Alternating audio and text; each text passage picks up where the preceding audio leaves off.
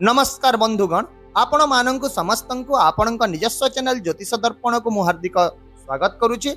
बंधुगण, जदि आपण जने कन्या राशि जात व्यक्ति तेबे सेप्टेम्बर 13 अर्थात आसंता काली परे आपणक जीवन रे सब किछि शुभ हेबाकु जाउछि। अर्थात दीपावली पूर्व मध्य आपणक जीवन रे दीपावली परि आलोक एवं शुभता आसीबो। एही समय आपणक पई बहुत विशेष एवं परिवर्तनकारी हेबाकु जाउछि। तेबे आजिर ए भिडियोटी आपणक पई बहुत स्वतंत्र हेबो, कारण आज सेप्टेम्बर 13 परे कन्या राशि लोकंक जीवन रे कौन सब घटिबाकु जाउछि, केउठारे समानंकु सतर्क रहिबाकु पड़िबो एवं कौन सब पदक्षेप नेबाकु पड़िबो, से सब विषय रे पुंखानुपुंख भाव रे आमे एही भिडियो रे विस्तार भाव रे आलोचना करी। तेणु भिडियोटी को शेष पर्यंत निश्चित भाव रे देखंतु, कारण शेष रे मु आपणंकु एपरि किछि विशेष उपाय वा प्रतिकार विषय रे कहिबि, जहाकु जदि आपण श्रद्धा भक्ति सह पालन करिवे आपण एही मंगल गोचरर संपूर्ण लाभ उठाई पारिबे। ताहेले बंधुगण, आउ डेरी न करी एबे आसंतु प्रथम रे मंगलंक विषय रे कथा हेबा। बंधुगण, जेते बेले भी कोनोसी शुभ काम होइताए, सेटा विवाह हेउ, पूजा हेउ, जे कोनोसी बड़ उत्सव मध्य हेताउ, सबुठी मंगल मंत्र सर्वदा पाठ करा जाय, कारण मंगल हेउचंती शुभ एवं मंगलर प्रतीक। किंतु गत 11 मास मध्य मंगल निजे कष्ट भोगिचंती एवं आपनकु मध्य असुविधा देइचंती। कन्या ग्रहर जात व्यक्ति माने गत किछि मास धरी मंगलंकर द्वारा बहुत कष्ट पाइचंती। सेटा संपर्क रे तिक्तता हेउ किंबा क्यारियर एवं टंका समस्या आकार रे हेउ। किंतु एबे 13 सेप्टेम्बर परे अर्थात गत काली परे मंगल आपनक पई अनेक शुभ फल आनिबाकु जाउचंती। मंगलर गोचर साधारणतः 1.5 मास पई होइताए, अर्थात प्राय 45 दिन होइताए। किंतु एथर किछि भिन्न होई गला। प्रथमे 20 अक्टोबर 2024 रे मंगल आपनक एकादश घरे पहुंचिले, जहा हेउची आपनकर आय एवं लाभर स्थान। किंतु सेठारे मंगल दुर्बल होई रहिले। दुर्बल होई शत्रु राशि रे रहिबा जो से आपनक सब काम को नष्ट करिबाकु लागिले। मंगल एठारे पूरा 7 मास पई समय बिताइले, कारण से केबे बकरी होई गले तो केबे मार्गी, एमिति बकरी मार्गी होई होई सेठी 7 मास रही गले।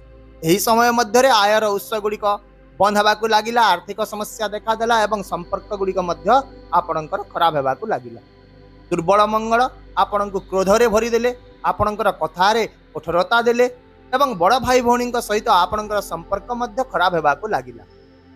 ता सहित बड़ भाई भौणी सहित दूरता मध्य बढ़ी गला। आपण निज क्यारियर रे पछकु चली गले, चाकरी रे समस्या आसिला, निजर ऑफिसर बॉस सहित फाट सृष्टि हैला, सहकर्मी एवं कर्मचारी सहित मतांतर सृष्टि हैला, विवाद रे पड़िबा भली स्थिति आरंभ होई गला। जो माने व्यवसाय करथिले सेमानंकर काम मध्य स्लो होई गला। एहा परे जेतेबेले मंगल सूर्यंक राशि रे पहुंचिले, कन्या राशि रे लोक माने भाबिथिले जे एबे सब किछि भलो होई पारे, किंतु भलो होइतांता कि कोन, सेठी पूर्वरु केतु विराजमान थिले, जहा फल रे दुई जण मिसी अंगारक जोग सृष्टि कले एवं परिस्थिति आपणक पई आहुरी खराब हेबाकु लागिला। अत्यधिक खर्च बढ़ी गला। अनेक लोकंक ऊपर चिकित्सा खर्चर भार आसिला। विदेश जाउतबा लोकंक पई प्रवास बाधा सृष्टि कला। एहा परे जेतेबेले मंगल आपणकर निज राशि को आसी गले, सेठारे मध्य बुध एवं मंगलंक शत्रुता आपणक समस्त काम को नष्ट करिबाकु लागिला। आपणकर निष्पत्ति गुड़िक भूल प्रमाणित हैला, शीघ्रता एवं उत्तेजना वृद्धि पाइला। ता सहित आपणक कथा मध्य पुणी थरे कठोर होई गला। किंतु बंधुगण, एबे सेप्टेम्बर 13 तारिख रु मंगल आपणक द्वितीय घरे प्रवेश करिबाकु जाउछन, अर्थात आपणकर धन एवं वाणीर स्थान रे, एवं सेठारे से शुक्राचार्यंक राशि तुड़ा राशि रे रहिबे। शुक्र एवं मंगलंक संपर्क सबु बेले संतुलित होइथाय, कारण शुक्राचार्य हेउचंदी भगवान शिवंक भक्त एवं मंगलंको शिवंक पुत्र भाव रे विवेचना करा जाय। तेणु शुक्रंक घरे मंगल निरापद एवं आरामदायक अनुभव करिवे। एहार अर्थ हेउची जे एबे मंगल आपणको बहुत भल फलाफल देबाकु जाउछन। आपणक बाणी रे कठोरता शेष हेबो, आपणकर कथा पवित्र एवं आकर्षणीय होई जिवो, भांगी जाइतिबा संपर्क रे पुणी थरे मधुरता फेरी आसीबो, परिवार रे प्रेम वृद्धि पाइबो, पितामाता भाई भौणी एवं जीवन साथींक आपणकर संपर्क पितामाता भाई भौणी एवं जीवन साथींक सह आपणकर संपर्क उन्नत हेबो। ता सहित प्रेम संपर्क मध्य मजबूत हेबो। घरर परिवेश सुखद एवं शुभ होई जिवो। एबे अनेक दिगरु आपणक पाखकु टंका आसीबो, ता सहित संचय मध्य आपणकर वृद्धि पाइबो, बैंक बैलेंस बढ़िबो। जदि पूर्वरु कोनोसी ऋण रहितिला तेबे ताहा मध्य हेबे ह्रास पाइबो। जदि कौनसी संपत्ति बिक्री हो जाइतिला किंबा हजि जाइतिला तेबे वर्तमान ताहा आपण फेरी पाइबार संभावना रहिबो। सामग्रिक भाव में वर्तमान समय आपणक पई धन सहित खुशी आनिबा को जाउछि। एबे आसंतु मंगल ग्रहंकर दृष्टि गुड़िक विषय टिके आलोचना करदबा, कारण मंगलंकर दृष्टि गुड़िक मध्य व्यक्तिर जीवन में बहुत प्रभाव पकाई थाए। तांकर दृष्टि बहुत शक्तिशाली होता है एवं बृहस्पति परि मंगलंकर मध्य तीनोटी दृष्टि रही है बंधुगण, चतुर्थ सप्तम एवं अष्टम दृष्टि। प्रथम रे तांकर चतुर्थ दृष्टि आपणकर पंचम घरे पड़िबो, जहाँकि शिक्षा संतान एवं प्रेमर घर होता है। एठारे मंगल ग्रहर दृष्टि पड़िबा जोगु आपण शिक्षा सफलता पाइबे, प्रेम संपर्क आपणकर आहुरी गभीर हेबो एवं आपण संतान खुशी मध्य पाई परिबे। एहा छड़ा विदेश में पाठ पढ़ा करने को चाहूबा छात्र छात्री समय बहुत शुभ रहिबो। जो माने संपर्क रे वर्तमान पर्यंत नहांती समाने मध्य एही समय कौन नूतन भाव में प्रेम संपर्क रे आसी पारंती।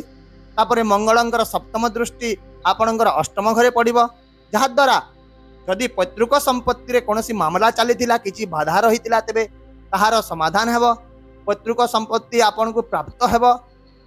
यह सहित अष्टम घर मध्य आध्यात्मिकता गवेषणा और गुप्त विज्ञान स्थान। तेणु यही समय आपणकर ध्यान ईश्वर एवं साधना प्रति वृद्धि पाइब। यही समय गवेषणा विज्ञान तंत्र मंत्र साधना किंबा हनुमान पूजा नियोजित लोकंक पई बहुत लाभदायक हेबो। सेहीपरि तांकर अष्टम दृष्टि आपणकर भाग्य स्थान उपरे पड़िबो, फल एबे भाग्य आपणको समर्थन करिबो। पूर्वर शेयर बाजार निवेश म्यूचुअल फंड किंबा संपत्ति कारबार जो सब क्षति होउतिला ताहा एबे लाभ हेबा आरंभ करिवो।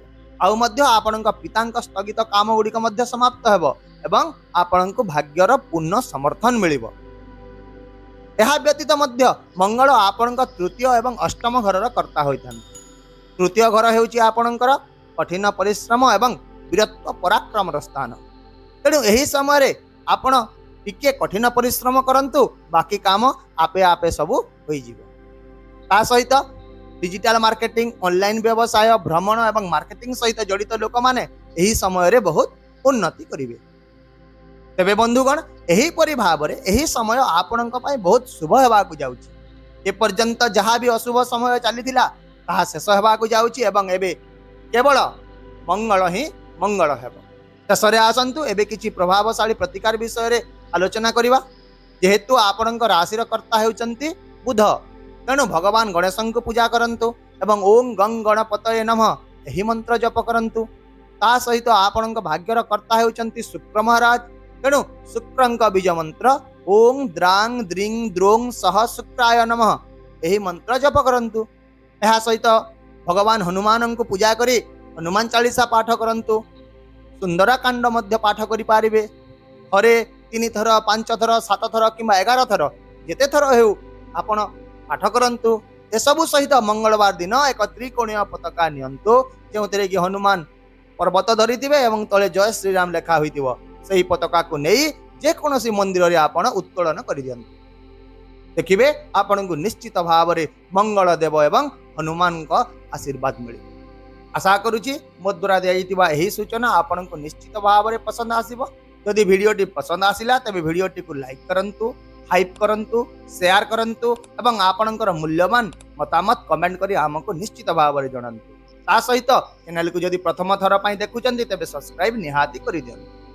तेबे आसंता काली आओ एक नूतन सूचना वीडियो सहित मु पुणी थरे आपणक सम्मुख करे उपस्थित हेबी। से पर्यंत विदाय दियंतु, खुशी रे रहंतु, पिता मातांकर जत्न नियंतु। नमस्कार, जय जगन्नाथ।